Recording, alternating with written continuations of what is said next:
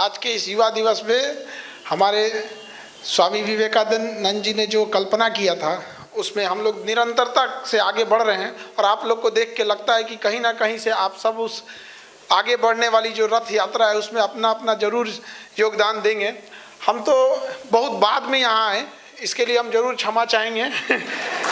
हालांकि हमको इसके बारे में बहुत पहले से पता था। यहाँ पे हमारे अभी भी देखते हैं कुछ पुराने विद्यार्थी यहाँ बैठे हुए हैं, हम कुछ को पढ़ाए हुए हैं यहाँ पे, तो बहुत पहले से हम इस संस्था के बारे में जान रहे थे।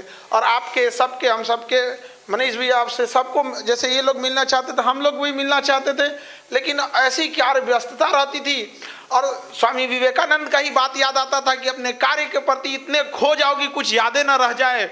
और हम लोग पढ़ाई में ऐसा न खो गए कि यहाँ से कुछ दूर हमारा कोचिंग उस पार, कितना दूर है यहाँ से, 2-3 किलोमीटर वहाँ से, लेकिन इतना व्यस्तता रहेगी कि समय लग गया आते में। लेकिन खैर आप लोग ऐसे, आप लोग के जो स्लम एरियाज में आप पढ़ाते रहते हैं, ये सब चीज़ हम लोग को बहुत पता रहती थी। क्योंकि हमारे पास जो बच्चे आते थे, जो क्लास में बच्चों को पढ़ाते थे, तो वो हमसे कहते सर ये क्लास मेरा छूट गया, थोड़ा एक बार दोबारा समझा दी। तो उसको एक डांटे हमको, तो छूट कैसे गया? कहा सर हम उस दिन हम स्लम में गए थे पढ़ाने के लिए, तो वहाँ थोड़ा सा कुछ बच्चे थे, उनको पढ़ाते पढ़ाते मेरा लेट हो गया। तो सोचिए एक छोटे बच्चों के अंदर कितना उत्साह है पढ़ाने के लिए, जहाँ हम हर इंसान की अपनी अपनी एक पहुंच होती है। तो हमको लगता है जहाँ ये गायत्री परिवार शिक्षा को लेके पहुंच पा रहा है, वहाँ शायद कोई ना पहुंच पाए। उस एरिया में जिनको सब लोग छोड़ देते हैं, पढ़ने वाले लोगों के लिए, जिनके पास पैसे हैं, धन दौलत है, बैकग्राउंड ठीक है, उनके लिए तो सब हो जाते हैं। लेकिन जो एकदम समाज में दबे कुचले लोग हैं, उनके लिए गायत्री परिवार है। तो आप सब कहीं ना कहीं स्वामी विवेकानंद के उस अधूरे सपने को पूरा करने में लगे हुए हैं। यहाँ पर आजकल युवा लोग होते हैं पढ़ाई के प्रति, देखिए आपका एक जिम्मेदारी है पढ़ाई के प्रति भी। यहाँ जो आपको अध्यात्म मिलता है वो एक चीज़ जरूर, वो एक ऐसी चीज़ है जो आपको यूनिवर्सिटीज़ में, कॉलेज में, या हम लोग के पास क्लास में आएंगे तो शायद वो चीज़ ना मिले आप लोग को, क्योंकि हम लोग का अपना सिलेबस होता है, हमारी अपनी मजबूरी है। लेकिन वो जो कमी रह जाती थी संस्कार शालाओं में आके आप लोग को, ये एक सौभाग्य आप लोग का जो आप लोग को यहाँ मिलता है, इसका सदुपयोग कीजिए और इसको दिनचर्या में अपनाइए। जैसे कहते हैं कि जो आप अपने एरिया में जो गरीब बच्चे हैं, जो नहीं पढ़ सकते, उन्हें पढ़ाइए। देखिए पढ़ाने का सबसे बड़ा फायदा क्या होता है ना, शिक्षा एक मेहंदी की तरह, जो दूसरे के हाथ में लगाएगा उसका हाथ भी लाल हो जाता है, उसके हाथ पे भी रंग आ जाते हैं। तो आप अगर किसी और को पढ़ाते हैं तो आपको पता ही नहीं चलेगा, उसी दौरान आपके अंदर भी उसका रिवीजन हो रहा है और आपके अंदर भी एक सुधार हो रहा है। और शिक्षा बांटने से ही बढ़ती है। यहाँ पर जो नहीं पढ़ सकते उनके लिए आप लोग जरूर काम करते रहिएगा, और चाहे कोई कितना भी रोकने आए। हम लोग में क्या है, आज के युवाओं में भाषा थोड़ा सा ध्यान से समझिए। हम 3 साल में बोलना सीख जाते हैं और जिंदगी भर लग जाता है ये सीखने की बोलना क्या है। तो ये भाषा जो होता है ना, 2 मिनट में आपको चौपट कर देगा। यंग जनरेशन में ना फटाफट लड़ाई झगड़ा कर देते हैं। याद रखिएगा, आप किसी से एक बार अगर उतावला होकर बोल देते हैं ना, जिंदगी भर के लिए बंद हो गया रास्ता आप उससे प्रेम से बात करने का। लेकिन अगर आप उससे प्रेम से बात करते हैं ना, पूरा जिंदगी आपके पास है, जब मन तब उतावला हो सकते हैं उसके साथ, जब मन तब।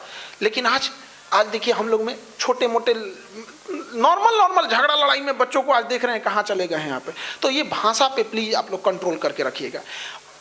कभी किसी दूसरे की बुराई वगैरह नहीं कीजिएगा। यहाँ पर भी आप मेरी बातों को भी देखेंगे ना, तो भाषा में जो बिहारी टोन आता है ना, वो आ जाता है। तो कुछ लोग हमसे कहते हैं कि सर आपके बोलने में भी नहीं, हिंदी भाषा में भी बिहारी टोन आ जाता है। हम कहें कि अगर बिहारी हो के बिहारी टोन ना आए तो फिर आए कौन चीज। अंग्रेज आए, हमें गुलाम बनाए, हमें अंग्रेजी सिखा के चले गए, हम दूसरे को भोजपुरी ना सिखाए तो जन्म ले फायदा कौन चीज। तो कभी बदलने की कोशिश मत कीजिएगा, लेकिन हाँ जहाँ है सिंप्लिसिटी में रहिएगा। यहाँ पे कभी दिखावा में मत रहिएगा। यहाँ पे क्या कीजिएगा दिखावा करके। अगर देश बचाना है तो शस्त्र उठा लीजिए, और संस्कृति बचानी है तो शास्त्र उठा लीजिए। दोनों आपको जरूरत लगेगा। यहाँ पे दोनों के बिना आप नहीं रह सकते हैं। यहाँ पर अपनी कुछ भी हो जाए बहू, अपनी सभ्यता संस्कृति को नहीं भूलिएगा। यहाँ पर चाहे जैसे भी रहे, यहाँ पे जिस परिस्थिति में रहे, सबके सामने संकट आते, तकलीफ आती है। हम लोग के जो हमारे जो स्वतंत्रता सेनानी रहे हैं, जो देश के लिए कुर्बानियाँ दी, इतना यकीन मानिए कि जिस कंडीशन में आज हम लोग हैं, ये दिन देखने के लिए नहीं दिए थे। यहाँ पे केवल जी रहे हैं लोग। यहाँ पे पढ़े लिखने पे कभी घमंड नहीं कीजिएगा। कई बार हम देखते हैं कोई लोग कहेंगे हम पढ़े लिखे हैं, मैं पढ़ी लिखी हूँ, एहसान कर दिए। केकरा के लिए पढ़े भैया, दूसरे को दे देंगे, आप अपने लिए पढ़े। यहाँ पे तो पढ़ने लिखने का अर्थ ऊंचाई पे जाने का मतलब होता है त्याग करना, करुणा का भाव आना। आप देखिएगा जितने बड़े भगवान लोगों को देखिएगा, बड़ा प्रेम से बतियाएंगे, कृष्ण भगवान को देखिएगा ना, जाए थे कौरव सबको समझाना, वहीं ठल रहता था यहाँ पे, ये कर देंगे, वो कर देंगे, ये कर देंगे, आया शांत हो गया, खत्म की हो गया कि नहीं हो गया। तो अगर आप ऐंठ रहे हैं ना बहुत, तो आप समझिएगा किस कैटेगरी वाले हैं आप। कभी कोई आएगा अपना सुदर्शन लेके शांत कर देंगे यहाँ पे। इसलिए घमंड मत कीजिएगा प्लीज। देखिए घमंड जो होता है ना, ये घमंड एक पेड़ है, एक पेड़ है, वृक्ष है, लेकिन हर वृक्ष का कोई ना कोई जड़ होता है। उसी तरह घमंड रूपी पेड़ का जो जड़ होता है वो होता है गुस्सा। गुस्सा होता है, क्रोध। जब तक क्रोधित ना होंगे तब तक घमंड वाली भाषा ही नहीं निकलेगी। आराम से कहेंगे क्या, आओ तुम्हें औकात दिखाते हैं, नहीं कहेंगे, पहले गुस्सियाएंगे कि हमरा ऐसे बोला रे, ऐसे बोला, पहले गुस्सियाएंगे। अब वो लगा दिए आप जड़, अब उस पर घमंड रूपी पेड़ निकलेगा। तो अगर आप क्रोधित नहीं होंगे तो आप कभी भी घमंड नहीं लाएंगे। तो क्रोध को रोकिए, क्रोध को जड़ें काट दीजिए। क्रोध नहीं होगा तो घमंड नहीं होगा। अहंकार, रावण अहंकार त्याग रहा था। अरे भैया पेड़वा कई घड़ी काटोगे, फिर जड़ रहेगा निकले। ओकरा गुस्से ज्यादा आता था, ओका गुस्सा ज्यादा था, लड़ गया हनुमान जी से। अरे बकलो पते नहीं चला लड़ किससे रहे। अरे भाई साहब सोच समझ के लड़ना चाहिए, कहाँ लड़ रहे हैं कहाँ नहीं कर रहे हैं। तो कभी भी देखिए अहंकार कंट्रोल नहीं, पहले क्या कंट्रोल करना है, गुस्सा। गुस्सा कंट्रोल हो गया, अहंकार अइबे नहीं करेगा। और देखिए गुस्सा और आंधी, ये दोनों जब चले जाते हैं तब अंदाजा लगता है नुकसान कितना हुआ था। उसके बाद सिर्फ समेटना बाकी रहता। अब समेटो हो। तो युवा पीढ़ी इस सब लाल पीला हरा से बचिए। बाज की तरह उड़ान भरना है तो तितलियों का साथ छोड़ दो। समझ में आ गया कि ना है? और लड़की लोग 75 आएंगे 75 जाएंगे, जिंदगी भर साथ वही देगा जिसे पापा खोज के लाएंगे।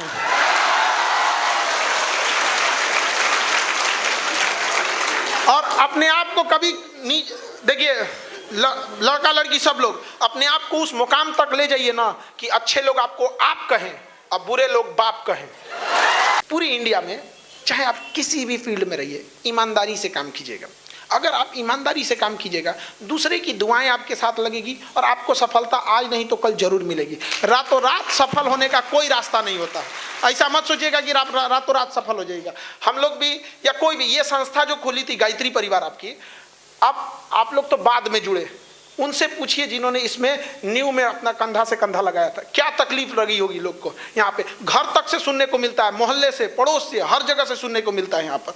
लेकिन आज ये संस्था कितनी आगे चली गई। तो आज आप यहाँ हैं, कोई ज़रूरी नहीं कि वहीं रहिएगा। आने वाले 5 साल में आप में से कोई ना कोई, हर व्यक्ति अपने अपने फील्ड में गया होगा, और जिस फील्ड में जाएगा एकदम ईमानदारी से काम कीजिएगा। देखिए हर इंसान अगर ईमानदारी से काम करने लगे, पुलिस अपनी ईमानदारी से करे। हम पुलिस से तो बड़ा उम्मीद कर लेते हैं कि ईमानदारी से काम करेगा। अपने झांक के देखें, हम लोग शिकायत करेंगे कि फलानिया जगह शराब बिक रहा है, पुलिस क्या कर रही है। आप काहे नहीं पकड़वा दिए? आप काहे ना पकड़वा दिए? आपके घर के बगल में चोरी हो गई, एगो गवाही देने नहीं जाएंगे, भाषण देंगे पुलिस ठीक नहीं है जी, पुलिस काम नहीं। ईमानदारी से अपना काम अगर हर व्यक्ति करने लगे तो देश को बदलने के लिए कोई बहुत बड़ा समय नहीं लगेगा।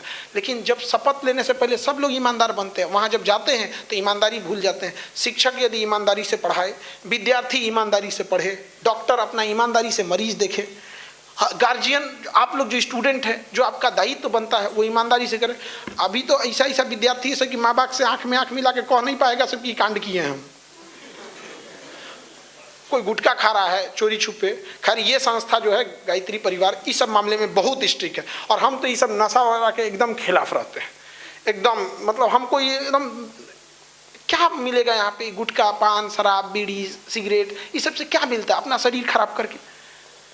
आप ये सब नशा वगैरह करके जितना काम करते हैं उससे ज़्यादा व्यक्ति वाला काम, जो घर पे बैठ के फर्स्ट क्लास एक्सरसाइज कर रहा है, योगा कर रहा है, अपना ध्यान लगा रहा है, वो आपसे ज़्यादा स्वस्थ रहेगा। जो भी इस तरह का, इस सब चीज़ों से एकदम दूर रहिएगा और पढ़ाई लिखाई के प्रति समर्पित रहिए। माँ बाप का एकदम आज्ञा मानिए, किसी के प्रति संस्कार से पेश आइए, और भाषा को खराब कभी मत कीजिए। यहाँ पर ईमानदारी से जहाँ भी हैं वहाँ काम करते रहिए। समाज के प्रति प्रेरित रहिए। हमेशा ये सोचिएगा कि आपका काम ऐसा होना चाहिए कि देश गर्व करे, न कि परिवार। समझा कि नहीं? क्या छोटा काम कीजिएगा परिवार को खुशी होगी, बड़ा काम कीजिएगा पूरे देश को खुशी होगी। आज विवेकानंद को केवल परिवार को खुशी होती है क्या? पूरे विश्व को खुशी होती है, पूरे विश्व को। APJ अब्दुल कलाम, भीमराव अंबेडकर साहब, क्या इन लोग से केवल परिवार खुश रहता है? पूरे विश्व को इन लोगों ने रास्ता दिखाया। तो आप में से भी कोई युवा आएगा और विश्व में रास्ता दिखाएगा। और आने वाले समय में हम यही कामना करते हैं कि आने वाले समय में जब हम लोग कहीं जाएं तो हम ये आप लोग का उदाहरण दे सके कि ये इस परिवार के बच्चे थे, आज देखिए जिस फील्ड में गए क्या बेहतरीन काम किए हैं। तो युवा दिवस की आप सबको ढेर सारी शुभकामनाएं।